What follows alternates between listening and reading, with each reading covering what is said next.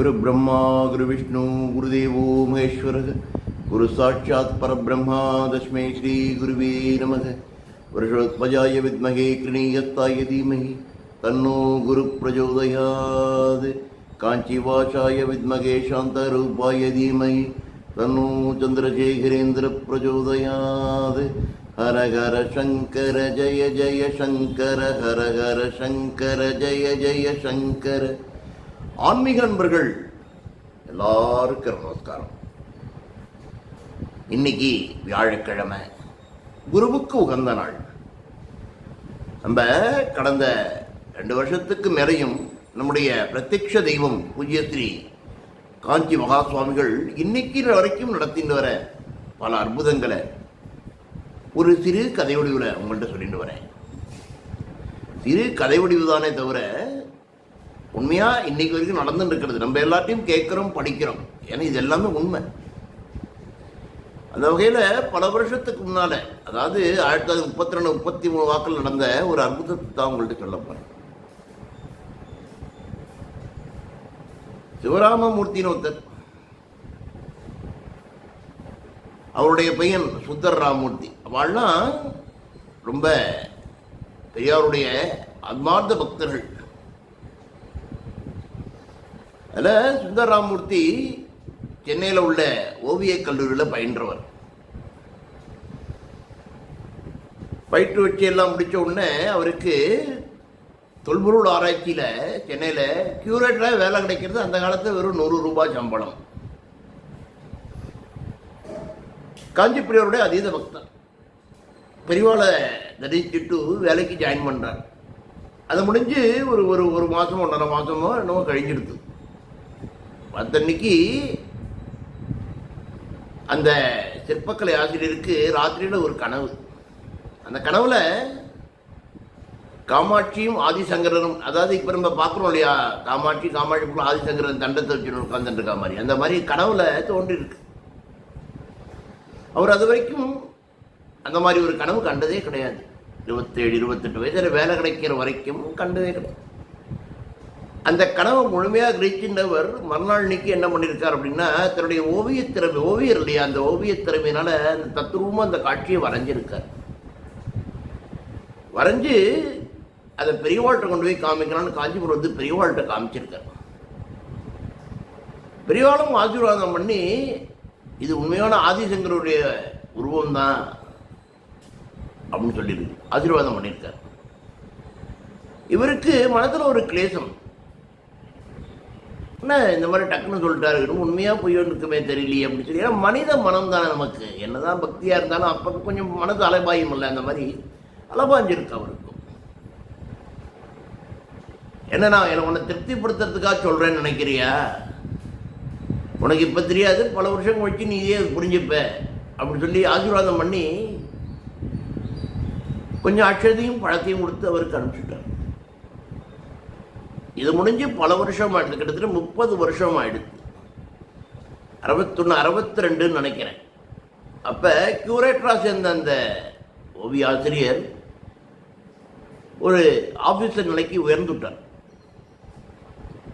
தொல்பொருள் ஆராய்ச்சியில் அவருக்கு ஒரு அசைன்மெண்ட் கொடுக்குறார். இந்த மாதிரி காஞ்சிபுரத்தில் இரவாவரம்னு இருக்கு சொல்லக்கூடிய ஐராவதீஸ்வரர் கோயிலை பற்றி ஒரு சில ஆய்வுகள் மேற்கொள்ளணும் அப்படின்னு சொல்லி அவருக்கு அந்த அசைன்மெண்ட் கொடுக்குறார். காஞ்சிபுரம் வரத்துக்கு ஒரு கசக்குமா என்ன, பெரியவா காஞ்சிபுரத்தில் இருக்க டெய்லி பெரியவாளை சந்திக்கலாமே அப்படின்னு ஆசை. உடனே ஒத்துங்கிறார். காஞ்சிபுரத்தில் வந்து தொல்பொருள் ஆராய்ச்சி நடத்துகிறார். அந்த கோயில் அணுவா என்ன கல்வெட்டு இருக்குது, எப்படி இருக்குது, என்ன ஏதுன்னு வாசல் நுழைவாயிலேருந்து ஆரம்பித்து ஒன்றா நடத்தின்னு இருக்கார். 1 வாரம் எடுத்து அப்புறம் பின்பக்கம் நிறையா புதர் மண்டி இருக்குது. அதெல்லாம் அந்த ஊர் மக்களை விட்டு அகற்ற சொல்லி அந்த இடத்துல புதர் மண்டி இடத்துலாம் சரி பண்ணதுக்கு அப்புறம் ஓரளவு நடந்து போகிற பாதை பண்ணதுக்கப்புறம் போய் பார்க்குறார். அவர் ஒரு பிறை வடிவு மண்டபத்தில் தட்சிணாமூர்த்திக்கு பக்கத்தில் பார்த்தோம்னா ஒரு சின்ன மாடம் மாறி இருக்கு. அந்த மாடத்தில் ஒரு சிற்பம் செதுக்கி இருக்கு.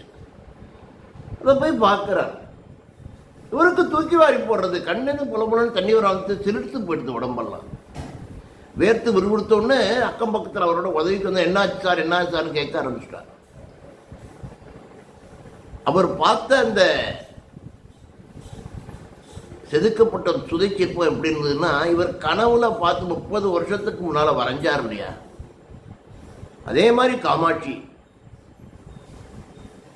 அந்த தண்டம் மேந்தின ஒரு சன்னியாசியுடையது சுதை சிற்பம். ரெண்டுமே விளவெழுத்து போயிட்டார். அன்னைக்கு அதை பார்த்தப்ப படி 12 எடுத்து அதோட இன்னைக்கு முடிச்சுக்கலாம், நாளைக்கு பார்த்துக்கலாம் மற்ற ஆராய்ச்சி அப்படின்னு சொல்லி அவரோட அந்த சக மனிதர்கள்ட்ட கூப்பிட்டு எங்கேயும் போல சாப்பாடெல்லாம் அப்புறம் நேர பெரியவாள்கிட்ட போயிட்டார். அன்னைக்கு அனுஷம் நார்மலாகவே கூட்டம் இருக்கும், அனுஷத்துல நல்ல கூட்டம் இருக்கும் பெரியவாளை பார்க்க காஞ்சிபுரத்தில். கொஞ்சம் கொஞ்சமா நான் இருக்கு. பெரியவா தன்னுடைய பக்கத்துல இருந்து ஒரு அடுக்க தொண்டர் பாஸ்கரை கூப்பிட்டு சொல்றார், அந்த கியூரேட்டர் ஒருத்தர் வந்திருப்பார் தொல்பொருள் ஆராய்ச்சியிலேருந்து, அவ யாருக்கு அவரை வர சொல்லுவீங்க அப்படிங்கிறார். அவ்வளோ கூட்டத்திலையும் இவர் கண்டுபிடிச்சிட்டார். திருகாலம் உணர்ந்தவர் இல்லையா பெரியவா. அணுக்கத்தின்னு வரிசையா ஒத்திரா கேட்டு வந்தப்ப சிவராமூர்த்தி சிவராமூர்த்தி கேட்டிருக்கார். ஆமா நான் தான் உங்களை பெரியவா வர சொல்ற உடனே அப்படின்னா, அவ்வளோ கூட்டத்திலையும் சிறப்பு தரிசனமாக முன்னால் அடிச்சுன்னு போய் பெரியவாட்டு நிறுத்துறா அந்த அணுக்க தொண்டர் யாரு, சிவராமூர்த்தி. அவர் எதுவுமே சொல்லல. பெரியவா சொல்றா, இப்ப திருப்தியா உனக்கு இன்னைக்கு திருப்தியா சொன்னோம், பார்த்துட்டியோன்னோம், கரெக்டா இருக்கா என்ன, இரவாவரத்துலேருந்து நான் வரேன் நீ இப்ப அப்படின்னு கேட்டிருக்காரு. இன்னொரு ஆச்சரியம், அது தூக்கி வாரி போடுறது இவருக்கு. கண்ணேந்து தாரதாரையா ஜலம் கொட்டுறது. பெரியவாளுக்கு தான் தெரியும் ஏன் அந்த கண்ணீர். ஏன்னா இது ஆனந்த கண்ணீர். யாருக்கு? அந்த சிவராமமூர்த்திக்கு. பார்க்குறார் பெரியவா சொல்றா, இது வேற ஒன்றும் கிடையாது, நீ கடவுளை பார்த்து வரைஞ்ச இல்லையா, அதுவும் இந்த சிற்பமும் ஒன்றும். அதனால தான் அன்னைக்கே உன்ட்ட சொன்ன, பின்னால ஒரு நாள் நீ புரிஞ்சுப்பேன்னு புரியறதா அப்ப அப்படிங்கிறார். என்ன ஒரு ஆச்சரியம் பாருங்களேன். 30 வருஷத்துக்கு முன்னால கடவுளை தோன்றின ஒரு உருவங்களை இவர் வரைஞ்சது, பெரியவாள்கிட்ட காமிச்சது, பெரியவா அது என்னன்னு சொன்னது. 30 வருஷம் கழிச்சு அதே மாதிரி ஒரு சிற்பம், சுதை சிற்பம் இந்த மாதிரி கோயிலில் கிடைச்சது. இதெல்லாம் கேட்கறதுக்கே நமக்கு புல்லரிக்கிறது. அப்படின்னா இந்த சிவராமமூர்த்தியை நினைச்சு பாருங்க, அந்த காலத்தில் அந்த சம்பவம் நடந்தப்ப இருந்த அணுக்க தொண்டர்களையும் பக்தர்களையும் நினைச்சு பாருங்க, அவெல்லாம் கொடுத்து வச்சவா. அதனால சொன்னேன், பெரியவா தான் பரமேஸ்வரன், பரமேஸ்வரன் தான் பெரியவா. இதில் யாருக்கு எந்த ஒரு ஐயப்பாடுமே இருக்கணுங்கிற அவசியம் கிடையாது. சதா நம்ம பெரியவா ஸ்மரணையா இருந்தாலும் அவர் பார்த்து போறலாம், ஒரு பிரச்சனையும் நமக்கு வராது. ஆதிசங்கரன் ஜெயந்தி வரப்போறது, அதையும் நம்ம எல்லாம் சிறப்பாக கொண்டாடணும். அது மட்டும் இல்லாமல் அடுத்த மாதம் நம்ம பெரியாருடைய வைகாசி அனுஷம் வருது, அதையும் மிகச்சிறப்பாக கொண்டாடணும். கும்பகோணத்தில் ஞானசுதா இதெல்லாம் மிகச்சிறப்பாக நடத்திட்டு வரா பல வருஷங்களா. இந்த வருஷமும் நடத்த போறா. அதில் நாமளும் பங்கேற்றுண்டு ஒரு சிறிய கைங்கரியமாக செஞ்சால் பெரியவாருடைய அந்த ஆசீர்வாதம் நமக்கு எப்பவும் இருக்கும் அப்படின்னு சொல்லிட்டு, மற்றும் ஒரு அழகிய அற்புதத்தில் அடுத்த வியாழக்கிழமை சந்திக்கிறேன்.